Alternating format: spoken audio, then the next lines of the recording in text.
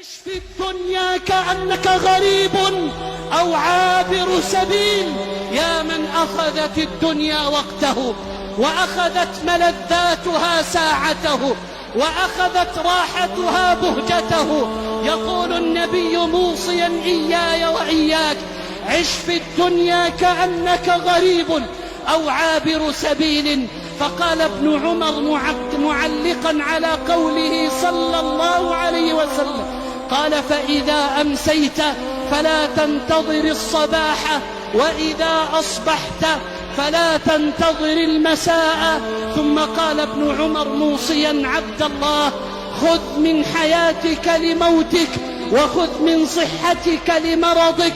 عبد الله، كما زاد الترمذي: عبد الله، فإنك لا تدري ما يكون اسمك غدا، حي أم ميت. أسأل الله أن يكفينا شر الدنيا. وتأمل معي الحديث، تأمل معي الحديث، أسألك بالله اسمع لقول النبي صلى الله عليه وسلم. قال لابن عمر وهو يعظني وإياك معه، قال: عش في الدنيا كأنك غريب، ثم قال: أو عابر سبيل، وكأنه قال ذلك تنبيها أو استدراكا، لأن عابر السبيل لا يهنأ في موطن أبدا، ولا يسعد في أرض أبدا، ولا يرتاح في بلد أبدا، ولا يمكث لبلد أبدا، ولا يختار بلدا أبدا إلا البلد التي ينظر فيها إلى وجه الله.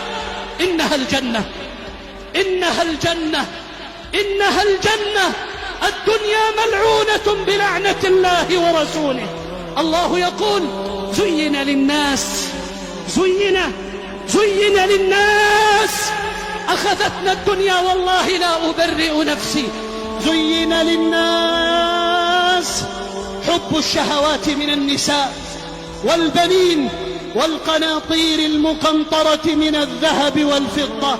هذه حياتنا، زوجة وولد ومال، هذا الذي يدور في الأفلاك ويأخذ منا الأوقات والأملاك ونعيش لأجله.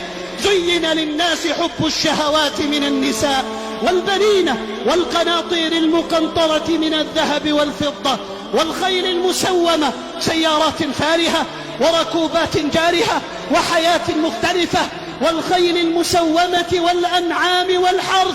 ثم أراد الله أن ينبهني وإياك فقال: ذلك إشارة للبعيد، إشارة لبعده عن من؟ لبعده عن الله وعما يرضيه.